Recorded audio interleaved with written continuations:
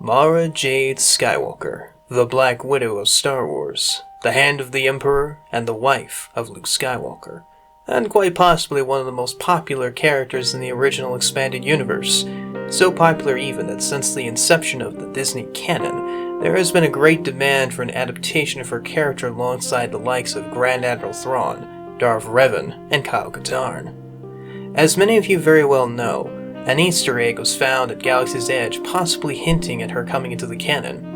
While this ultimately was proven false in the end, the reception of her possible return was nothing short of ecstatic, and many believed it inevitable considering that Grand Admiral Thrawn was likewise made canon. However, I think it's time for people to accept a simple truth. Mara Jade should never be put into the canon timeline.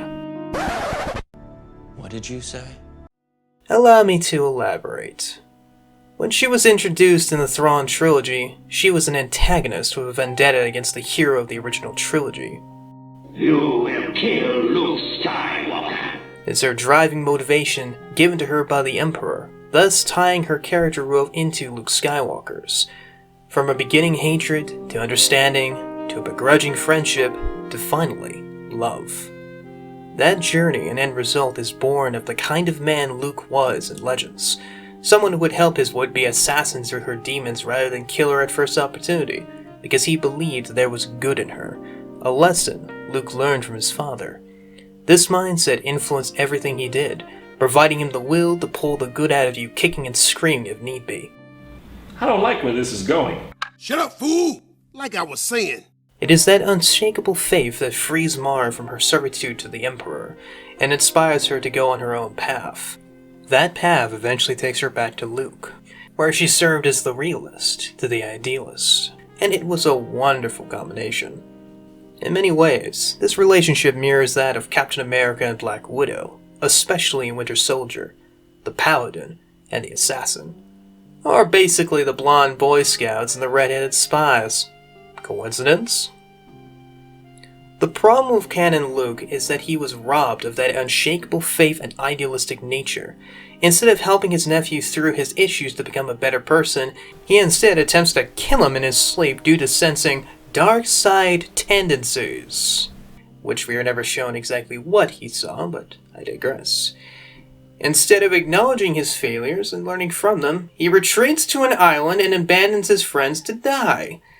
And instead of passing on what he's learned to the next generation, he tosses the responsibility over his shoulder.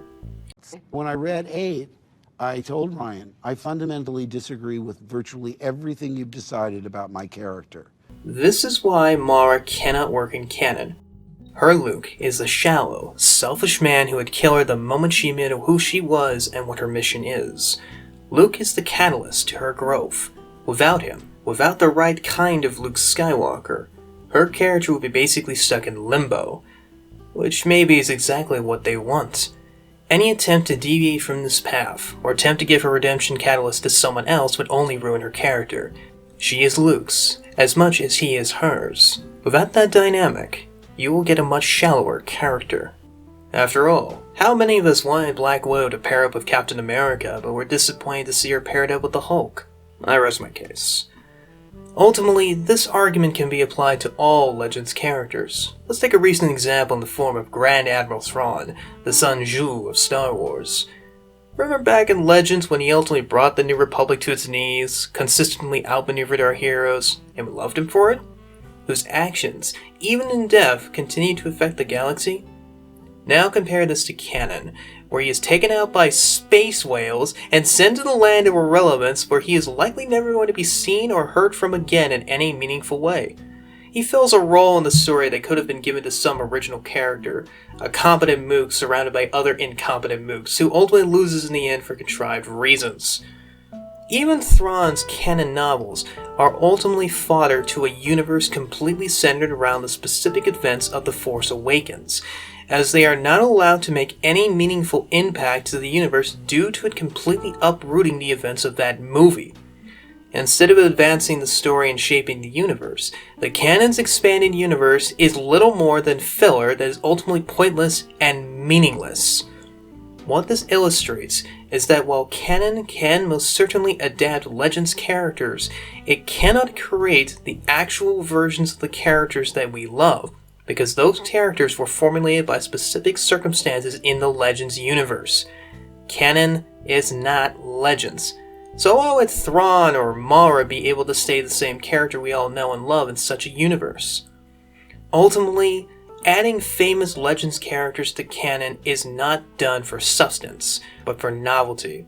To draw back in fans burned and departed through nostalgia because the universe they created is boring and oftentimes borderline insulting, which is hilarious to me considering that Kathleen Kennedy claimed that Star Wars movies had no expanded material to work from and thus had to start from scratch. What you just said is one of the most insanely idiotic things I have ever heard. Maybe you shouldn't have decanonized it all then, or just swallowed your pride and give Lucas and the authors their damn royalties. For those reasons, don't ask for Mara or Kyle Katarn or Galen Merrick or Revan or any of them to be put into this boring, creatively bankrupted cesspool of a fictional universe. They will be only made into pale shadows of their former selves, or worse. Instead, just pick up the material they came from and give them another read or another playthrough. They're still there on the shelf. Hell, be like me and stay away from Jedi Fallen Order, and instead, get Jedi Academy and Outcast on PS4. It's cheaper, and they'll give you a much better experience without contributing to this abomination of a universe.